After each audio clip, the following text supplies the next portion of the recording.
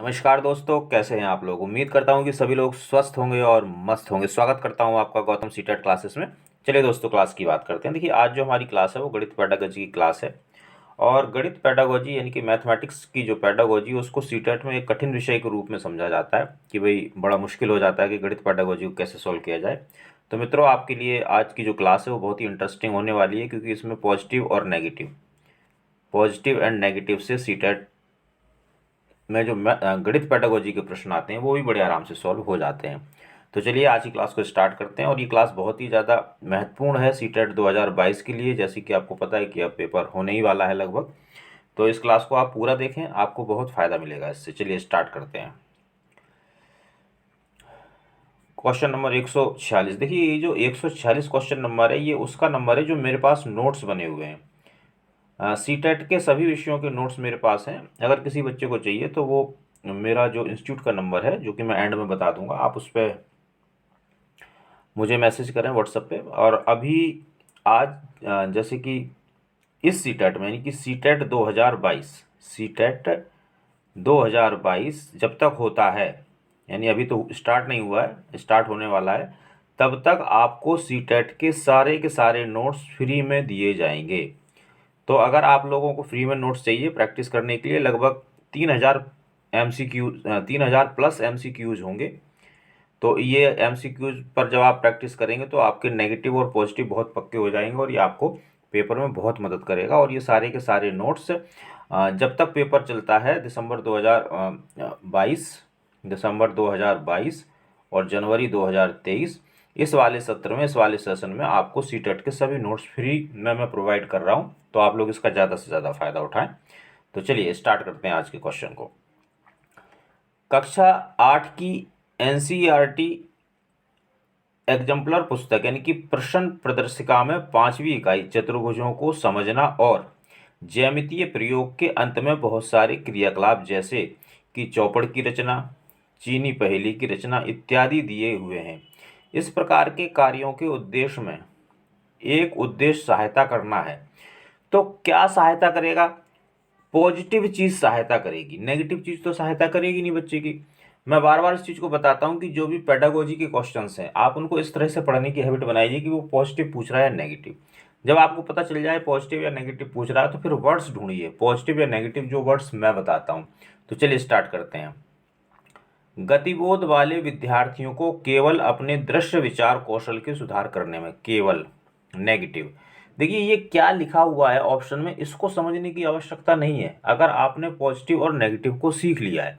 बस इतना समझ लो कि पॉजिटिव पूछ रहा है या नेगेटिव। आंसर आपको बड़े आराम से मिल जाएगा, क्योंकि मेरे जो शब्द हैं वो आपको पेपर में जरूर जरूर मिलेंगे, चाहे कुछ भी बदल जाए। मेरे नेगेटिव और पॉजिटिव वर्ड्स नहीं बदल सकते हैं। श्रोतागण शिक्षार्थियों को केवल अपनी सृजनात्मक कला को सुधारने में, केवल नेगेटिव।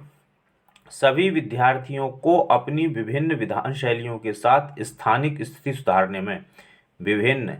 सभी विद्यार्थी अगर इंक्लूड हो गए हैं तो पॉजिटिव है, स्थानिक पॉजिटिव है।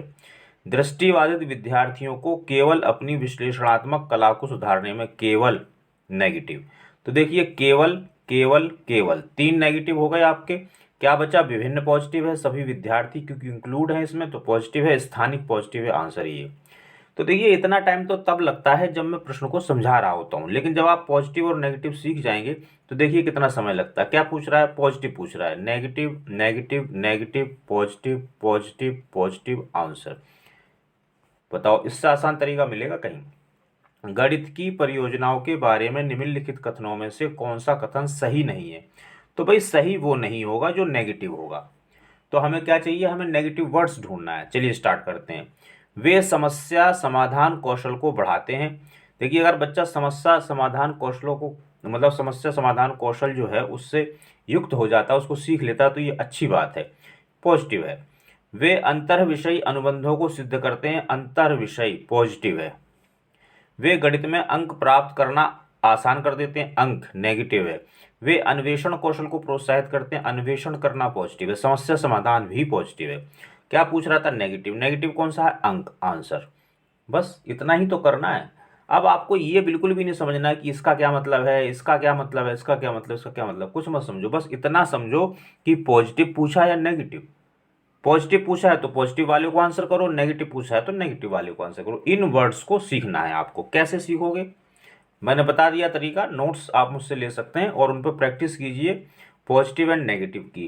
पॉजिटिव नेगेटिव कहाँ से आएंगे, जैसे आप देखो मैथ की क्लास देख रहे हो तो मैथ की क्लास 1 देखना शुरू करो और जो पॉजिटिव नेगेटिव वर्ड्स में मैं बताता हूँ उनको नोट डाउन करो किसी नोटबुक में और फिर बार बार उसको प्रयोग करो, प्रैक्टिस करो। Practice practice practice makes a man और वुमेन परफेक्ट।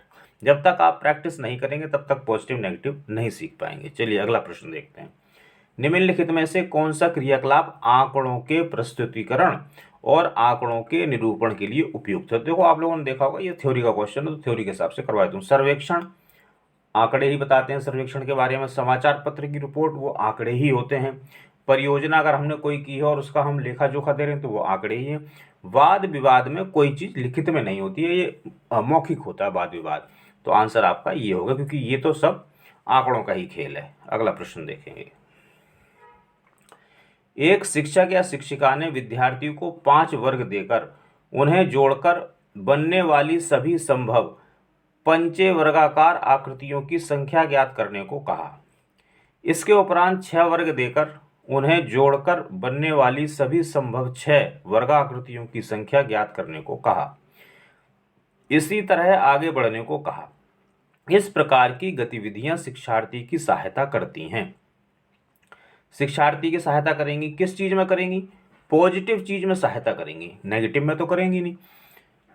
तो ये जो इतनी राम कहानी दे रखी है, अगर आपको ये समझ में नहीं आ रही है तो कोई बात नहीं, बस इतना समझ लो कि शिक्षार्थी की सहायता करती है। कौन सहायता करेगा, पॉजिटिव करेगा। तो अब क्या करना है, पॉजिटिव वर्ड ढूंढना है। अवलोकन कौशल में सुधार करते हैं, भाई ठीक है, देखने में तो सही लग रहा है लेकिन प्रॉपर वर्ड नहीं है इसमें जो मैं बताता हूँ, तो इसको थोड़ा होल्ड पर रखेंगे। संख्या, पैटर्न और आकृतियों के बीच संबंधों की पहचान करने में, संबंध बनाना, संबंधों की पहचान करना पॉजिटिव होता है। स्थानिक योग्यता का सुधार करने में, स्थानिक भी पॉजिटिव है। विश्लेषणात्मक योग्यता, विश्लेषण भी पॉजिटिव है। तो देखिए ये सब चीज़ें पॉजिटिव हैं। अवलोकन भी लगभग कुछ हद तक पॉजिटिव है। तो अब ये क्या हुआ कि इनमें सब चीज़ों में पॉजिटिव वर्ड्स आ गए हैं। तो जब पॉजिटिव वर्ड्स सब में आ गए तो इसमें आप फंस सकते हो। जब आप फंस जाओगे तो कैसे निकलोगे यहाँ से, ये एक तरीका और सीख लीजिए आप। चलिए इसको डिस्कस करते हैं। देखिए क्योंकि अब इसने ये क्या कह रहा है कि भाई पॉजिटिव चीज़ पूछ रहा है। जब पॉजिटिव पूछ चलिए तो इसमें हम पॉजिटिव देखते हैं इसमें, क्योंकि वो पॉजिटिव पूछ रहा है। देखिए इसमें सभी पॉजिटिव हैं। अवलोकन करना भी लगभग पॉजिटिव होता है और संबंधों की खोज करना या संबंध बनाना पॉजिटिव होता है। स्थानिक पॉजिटिव होता है, विश्लेषण पॉजिटिव होता है। जब चारों ही पॉजिटिव आ गए तो हम इसमें फंस गए। तो हम क्या करेंगे, हम क्वेश्चन को पढ़ेंगे। सबसे पहले तो क्वेश्चन पढ़ के देखेंगे एक्चुअली वो पूछ क्या रहा है, फिर इसमें थोड़ा अपना दिमाग लगाएंगे। तो देखो इसमें क्या कर रहा है, पहले वो 5 वाला दे रहा है, फिर 6 वाला, फिर 7 वाला, फिर 8 वाला, फिर 9 वाला, इस तरह से देगा। तो इसमें क्या करेगा, इसमें बच्चा पैटर्न को खोजेगा। आंसर होगा पैटर्न। अगला प्रश्न देखेंगे। एनसीएफ 2005 के लक्ष्य के अनुसार विद्यालयी गणित उस स्थिति में नहीं होता है जहां बच्चे क्या करें। अब ये समझ में नहीं आ रहा कि भाई नेगेटिव पूछ रहा है या पॉजिटिव पूछ रहा है, तो कोई बात नहीं, अब हम ऑप्शन देखेंगे। ऑप्शन जब हम देखेंगे तो हमें समझ में आ जाएगा कि वो क्या पूछ रहा है। तो आप बिल्कुल चिंता ना करें। गणित का आनंद उठाने के लिए सीखते हैं, आनंद नेगेटिव, या अकेला आनंद तो नेगेटिव ही होता है। गणित को अपने दैनिक जीवन के अनुभवों के रूप में देखते हैं, दैनिक अनुभव पॉजिटिव। अर्थपूर्ण समस्याओं को रखते हैं और हल करते हैं, अर्थपूर्ण पॉजिटिव। सूत्र नेगेटिव, एल्गोरिथम नेगेटिव, कंठस्थ नेगेटिव। देखिए आनंद भी नेगेटिव है कुछ कुछ, अगर सिर्फ आनंद आ रहा है तो नेगेटिव है, आनंद के साथ लर्निंग भी हो रही है तो पॉजिटिव है। अब देखिए इसमें क्या है कि नहीं होता है कहा है तो इसका मतलब वो नेगेटिव चीज़ पूछ रहा है। अब नेगेटिव हमारे पास 2 हैं, एक तो ये है, एक ये। अब इसमें हमें ये देखना है कि सबसे ज़्यादा नेगेटिव क्या है। तो भाई याद करना, कंठस्थ करना, ये सबसे ज़्यादा नेगेटिव होता है। तो जो सबसे ज़्यादा नेगेटिव है उसी के साथ आंसर करेंगे। और इसमें 3-3 नेगेटिव दे रखे हैं एक साथ, यहाँ तो एक ही नेगेटिव है, यहाँ 3-3 नेगेटिव दे रखे हैं। तो हम उसके साथ जाएंगे जिसमें ज़्यादा नेगेटिव है, क्योंकि नेगेटिव चीज़ वो पूछ रहा है। अगला प्रश्न देखिए नेगेटिव पॉजिटिव से आपको बिल्कुल सही आंसर मिलेगा, और हमें चाहिए क्या, आंसर ही तो चाहिए, जिससे कि हमारे नंबर आ जाएं और हमारा सीटेट क्लियर हो जाए। जियोजेब्रा सॉफ्टवेयर की सहायता से विद्यार्थी डैश के द्वारा ज्यामिति की सभी अवधारणाओं को सीख सकते हैं। किससे सीखेंगे, पॉजिटिव चीज से सीखेंगे। तो आंसर क्या होगा, पॉजिटिव आंसर होगा। ढूंढते हैं। खोज परक उपागम, खोज पॉजिटिव, परिप्रक्षा नेगेटिव। इसका मतलब होता है प्रश्न पूछना। अगर बच्चा प्रश्न पूछे तो पॉजिटिव होता है, लेकिन अगर शिक्षक प्रश्न पूछ रहा है तो नेगेटिव होता है। यहाँ पे परिप्रक्षा यानी कि प्रश्न पूछना आधारित उपागम, मतलब क्या उपागम है, क्या आपकी मेथड, आप प्रश्न पूछ रहे हो तो कौन, यानी कि टीचर प्रश्न पूछ रहा है तो ये नेगेटिव है। परियोजना आधारित उपागम, परियोजना नेगेटिव है ना पॉजिटिव है, इसको होल्ड कर देते हैं। व्याख्या, व्याख्या नेगेटिव है। पूछ क्या रहा था, पॉजिटिव, पॉजिटिव क्या है, खोज, आंसर। Very easy. चलिए दोस्तों अगला प्रश्न देखते हैं। विद्यालय स्तर पर गणित में शिक्षार्थियों की असफलता का एक मुख्य कारण यह है कि हमारी आकलन प्रक्रिया कैसी है। तो भाई ये नेगेटिव हमने पकड़ रखी होगी, इसी वजह से तो दिक्कत आ रही है। तो नेगेटिव ढूंढने की कोशिश करते हैं। योग्यताओं के गणितीयकरण की अपेक्षा प्रक्रमण संबंधी ज्ञान के परीक्षण पर बल देती है। होल्ड पे रखते हैं, इसको थोड़ा सा समझ नहीं आ रहा। वैसे परीक्षण नेगेटिव होता है। जेंडर संबंधी पक्षपात करती है और लड़के की रुचि क्षेत्रों के संदर्भ में प्रासंगिक समस्याएं पूछती है। पक्षपात करना नेगेटिव होता है। अपनी प्रकृति में अधिक विषयनिष्ठ है और वस्तुनिष्ठ प्रकार के प्रश्न कम होते हैं या बिल्कुल शामिल नहीं होते हैं। प्रश्नों पर अगर आप ज़्यादा जोर दे रहे हो तो ये भी नेगेटिव है। योगात्मक आकलन की अपेक्षा रूपात्मक आकलन पर अधिक बल देती है। तो दोस्तों देखो, योगात्मक नेगेटिव होता है, रूपात्मक पॉजिटिव होता है, ये ध्यान रखना। अब ये क्वेश्चन ऐसा है कि इसमें आप फंसोगे ही फंसोगे। तो निकलने का एक शॉर्टकट तरीका तो मैं ये बता देता हूँ। देखो ये सारे नेगेटिव, बस ये एक पॉजिटिव आ रहा है, तो इतने सारे तो आंसर नहीं हो सकते हैं। इसका मतलब ये आंसर होना चाहिए, इसको आंसर कर दो, ये बिल्कुल सही हो जाएगा। अब दूसरी चीज को समझ लो, है कैसे। देखो योगात्मक आकलन का मतलब होता है ऐसे, ऐसे का मतलब होता है कि हम पहले पूरा पढ़ाते हैं, यानी कि अगर पहले 3 महीने पढ़ाएंगे, फिर 3 महीने बाद बच्चे का टेस्ट लेंगे, फिर 3 महीने पढ़ाएंगे, फिर छमाही टेस्ट हो जाएगा, फिर पढ़ाएंगे, फिर वार्षिक टेस्ट हो जाएगा। अब मान लो आपने बच्चे को 3 महीने पढ़ाया और फिर उसका टेस्ट लिया, और उसका जो टेस्ट था, जो परीक्षा थी, उसमें उसका नंबर 0 आया। तो इसका मतलब क्या हुआ कि 3 महीने का जो समय था, 3 मंथ का जो समय था, वो बेकार हो गया। ये हम करते हैं, जबकि हमें करना चाहिए रूपात्मक आकलन। रूपात्मक आकलन यानी कि FA, यानी कि थोड़ा थोड़ा बच्चे को पढ़ाओ और साथ साथ उसका टेस्ट लेते रहो और देखते रहो कि बच्चा कहाँ तक सीख रहा है, कहाँ तक नहीं सीख रहा है। अगर नहीं सीख रहा है तो आप अपने तरीकों को बदलो, उसका कारण जानने की कोशिश करो, यानी कि रूपात्मक आकलन होना चाहिए। रूपात्मक आकलन पर हम बल नहीं दे रहे हैं, हम योगात्मक आकलन पर बल दे रहे हैं। इसकी वजह से जो हमारी ये आकलन प्रक्रिया असफलता, मतलब आकलन प्रक्रिया जो हमारी है वो योगात्मक है, रूपात्मक की जगह। इस वजह से असफल हो रहा है बच्चा गणित के विषय में। अब क्योंकि आकलन प्रक्रिया का प्रश्न था, तो आकलन वाले पे ही हमने ज़्यादा जोर दिया और वहाँ से हमें आंसर मिल गया। अगला प्रश्न देखेंगे। गणित पढ़ाने के बाद के एक उपागम रूप में समस्या समाधान के बारे में चर्चा करते हुए शिक्षकों ने 4 विचार बताए। निम्नलिखित में से कौन सा विचार इस उपागम के वास्तविक अर्थ को उचित सिद्ध नहीं करता। कौन सा नहीं करेगा, नेगेटिव नहीं करेगा। तो नेगेटिव ढूंढ लेते हैं भाई। मेरे विचार से गणित की पाठ्यपुस्तक के कई प्रश्न समस्या समाधान के लिए इस्तेमाल किए जा सकते हैं। पाठ्यपुस्तक नेगेटिव होती है।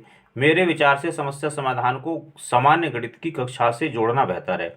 अब इसमें कुछ समस्या समाधान आ रहा है जो कि पॉजिटिव होता है, जो कि ठीक है। मेरे विचार से समस्या समाधान, देखो समस्या समाधान तो चारों में ही आ रहा है।